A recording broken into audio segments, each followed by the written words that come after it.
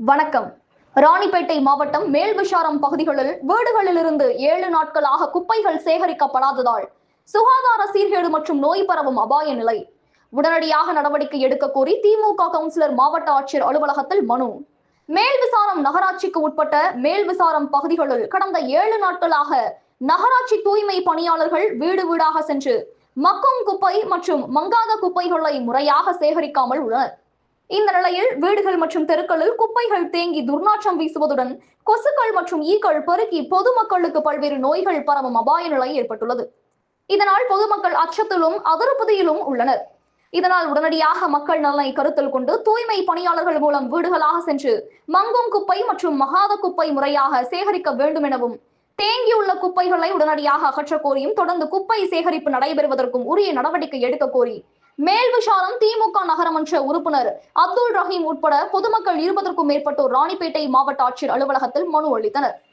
கனவு தமிழகம் செய்திகளுக்காக ராணிப்பேட்டை மாவட்ட செய்தியாளர் ஆர் செந்தில்குமார். செய்திகள் வாசிப்பவர் ஸ்னேகா புன்வாலி. நன்றி.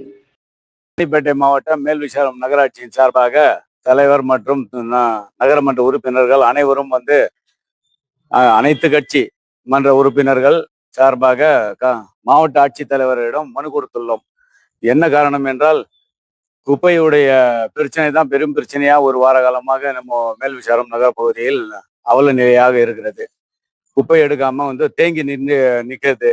எதனால் காரணமாகனா, சில பேர் அந்த சூப்பர்வாய்வலரு தூய்மை பண்ண என்ன சொல்றாங்கன்னா, மக்கும் குப்பை மகாத குப்பை பிரிச்சு போடுவோன்னு சொல்றாங்க. அதுலேயே 70% குத்துறாங்க. 30% அந்த வியாபார பெருமக்கள், அந்த கடைக, அந்த கமர்ஷியல்ஸ் அந்த அவங்க வெளியில கொட்டிடுறாங்க. அது எடுக்க முடியாது எங்களால், என்ன அப்படியே தேங்கி நிற்கிது. அதை காரணம் காட்டிய சில வீடுகள் தான் எடுக்காம அந்தந்த பகுதியில் மேல்விசாரம் 21 வார்ட்லையும் டம்மை நீர் இருக்குது. எடுத்துட்டு போயிட்டு அதை செக்ரிகேஷன் அலாட் பண்ணி பிரிக்கிறதுக்கு கூட இடம் இல்லைன்னு சொல்றாங்க. இப்போ என்ன ரீசன்னா, ஆத்தூரம் இருந்தது, இப்போ பயோ மைனிங் ஸ்டார்ட் ஆயிடுச்சதுனால அந்த இடம் இல்லைனால அந்த இடம் கூட வேணும்னு மாவட்ட ஆட்சியர் கோரிக்கை கொடுத்துருக்குறோம், மனு கொடுத்துருக்குறோம்.